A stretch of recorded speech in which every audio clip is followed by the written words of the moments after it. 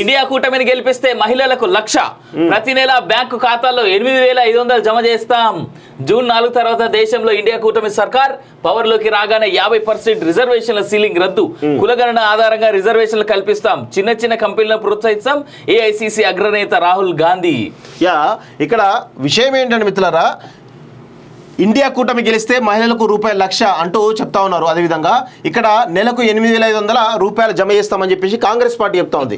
నేను ఒకటే అడుగుతా ఉన్నాను రాహుల్ గాంధీని, కాంగ్రెస్ పార్టీని, 8,500 రూపాయలు పర్ మంత్ ఇస్తా అని చెప్పేసి అంటా ఉన్నారు కదా, ఏ ప్రాతిపదిక మీరు ఇస్తారు? ఎంతమందికి ఇస్తారు?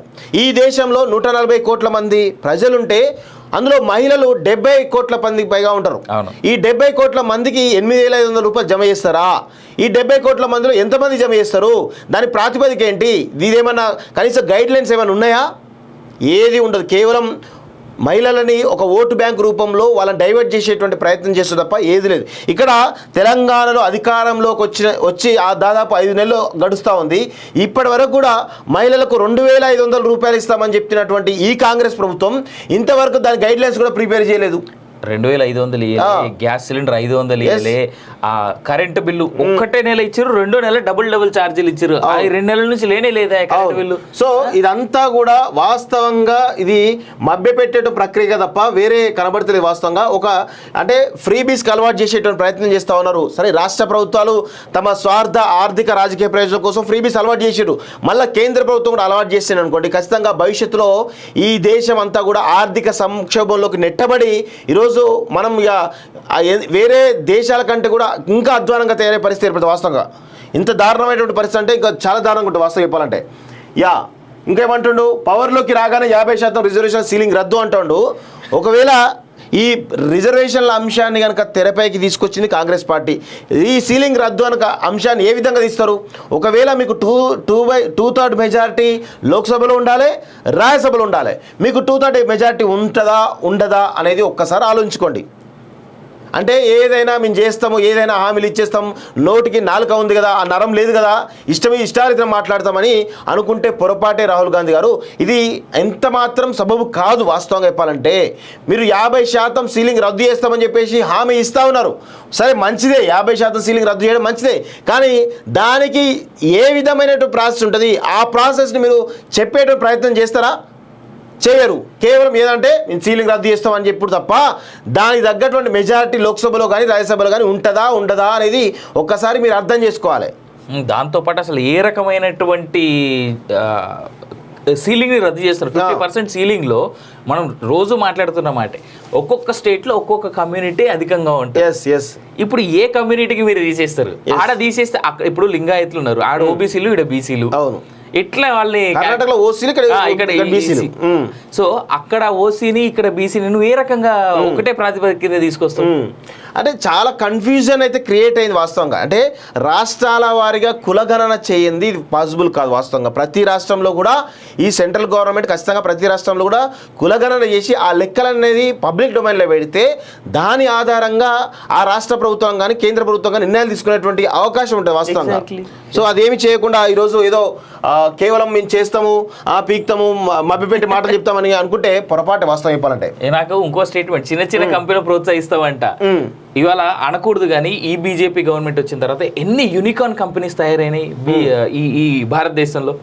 ఇండియా నుంచి ప్రపంచవ్యాప్తంగా 50 అతిపెద్ద యూనికార్న్ కంపెనీస్ ఉన్నాయి. ఇవాళ ఇంకేం చేస్తాడు నాకు అర్థం కాదు.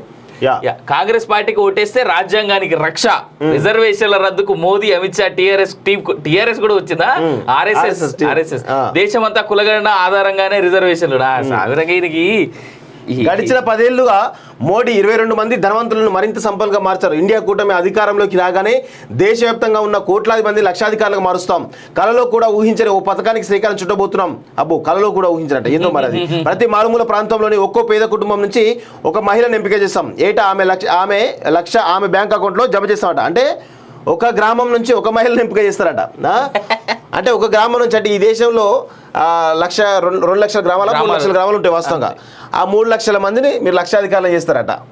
ఆ 8,500 రూపాయలు ఇస్తే నెలకి మీరు వాళ్ళు ఏం చేస్తారు? ఆ లక్షాధికారులు అయ్యి వాళ్ళు ఇంకేమైనా తయారు చేస్తారా? కాదన్న, అంటే ఏం లేదు, అంత ఇబ్బడిగా చేసు తప్ప ఏది కనబడుతుంది వాస్తవం. ఇక్కడ వాళ్ళు స్వాధికారికంగా స్వలాభంతో వాళ్ళు చేసే పని ద్వారా డబ్బులు సంపాదించుకున్న మార్గాలు చూపెట్టాల్సింది పోయి Yes. ఒక మహిళ తన అభ్యున్నతికి, తన కుటుంబాన్ని రక్షణకి, తన కుటుంబ పోషణ తను చేసుకునేలాగా ఏమంటారు మన self made or self centric డబ్బులు ఇన్కమ్ జనరేట్ చేసుకునేలాగా చూపెట్టాల్సింది పోయి నెలకు 8,000 ఇస్తాను, నువ్వు ఇంట్లోనే కూర్చొని వీడికి బయటికి రాక అని చెప్పడం ఇది.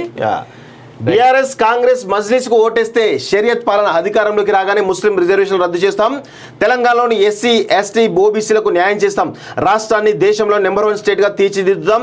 రేవంత్ విను, ఈసారి తెలంగాణలో బీజేపీకి 10 సీట్ల కంటే ఎక్కువే. రాహుల్ ఇచ్చిన హామీలేవి అమలు కావు. ఇవి జిహాద్ డెవలప్మెంట్ కు జరుగుతున్న ఎన్నికలు. భువనగిరి సభలో కేంద్ర హోంశాఖ మంత్రి అమిత్ షా అంటూ కొన్ని చూస్తున్నాం. నేడు రాష్ట్రంలో మోడీ టు నారాయణపేట ఎల్బీ స్టేడియంలో సభలకు హాజరు. రేపు తెలంగాణకు అమిత్ షా, వనపర్తి వికారాబాద్ లో ప్రచారం అంటూ కొన్ని చూస్తా ఉన్నాం. సో హైలైట్ అయింది తెలుసా బీజేపీలో రేపటికి లాస్ట్ కదా, సాయంత్రం 4 గంటలకు కూడా మీటింగ్ ఉన్నది. అవునవునవును వాస్తవం. సో కాంగ్రెస్ బీఆర్ఎస్ మజ్లిస్ పార్టీలు వేర్వేరు కావు, ఇవి ట్రయాంగిల్ లాంటివి. ఏ అంటే అసద్, బి అంటే బీఆర్ఎస్, సి అంటే కాంగ్రెస్. ఈ 3 షరియత్ ఖురాన్ ఆధారంగా రాష్ట్రాలు నడిపించాలని చూస్తున్నాయి. ప్రస్తుత లోక్సభ ఎన్నికలు జిహాద్ డెవలప్మెంట్ మధ్య జరుగుతున్నవి. తెలంగాణలో బీజేపీ 10 స్థానాలకు పైగా గెలిస్తే ఇక్కడ అమలు చేస్తున్న ముస్లిం రిజర్వేషన్ రద్దు చేసి ఎస్సీ ఎస్టీ ఓబీసీలకు న్యాయం చేస్తాం. రాహుల్ బాబా ఇచ్చిన హామీలేవి అమలు కావు.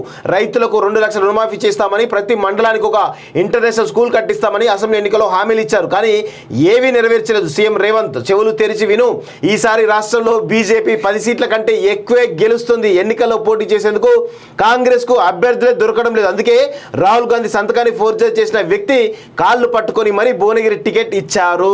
చూడండి, రాహుల్ గాంధీ సంతకాన్ని ఫోర్జరీ చేసిన వ్యక్తి కాళ్ళు పట్టుకొని మరి భువనగిరి టికెట్ ఇచ్చారు అని చెప్పేసి అంటున్నారు. ఎవరంటారు? రాహుల్ గాంధీ సంతకాన్ని ఫోర్జరీ చేసిన వ్యక్తి కాళ్ళు మల్లికార్జున ఖార్గేనో లేకపోతే ఇంకెవరో అయింటారు. వాస్తవం స్టేజ్ అదే కదా.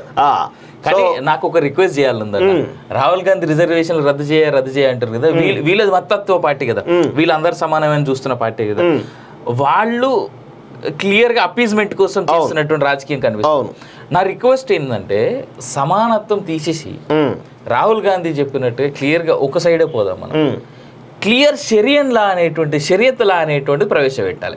దొంగతనం చేస్తే చేతులు కట్ చేయడం, రేప్ చేస్తే అందరూ చూస్తుండగా నడి రోడ్లో ఉరి తీయడం, గన్నుతో కాల్చి చంపేయడం, పక్కోడి పెళ్ళాన్ని కానీ లేదంటే పక్కోడి అక్కడ చెల్లిన కానీ తీస్తే 10 మంది కొట్టి కొట్టి కొట్టి అటు సచ్చేదాకా రక్తమంతా ఏర్లై పారిలాగా చేయడం, ఇట్లాంటి చాలా ఉంటాయి దాంట్లో. ఓకే, నెక్స్ట్ జర్నలిస్టుల ఫోన్లో ట్యాప్. 36 మందికి పోలీసుల ఇన్ఫర్మేషన్ ఆలస్యంగా వెలుగులోకి, కంగుతున్న విలేకరులు, ప్రారంభమైన స్టేట్మెంట్ల రికార్డ్ అంటూ ఒకరిని చూస్తా ఉన్నాం. సో పెద్ద వార్త ఇది చాలా ఇంపార్టెంట్ న్యూస్ ఇది, ఎందుకంటే మనకు సంబంధించినటువంటి న్యూస్ కాబట్టి మనం మాట్లాడాలి. 36 మందికి పోలీసుల ఇన్ఫర్మేషన్ ఆలస్యంగా వెలుగులోకి, కంగుతున్న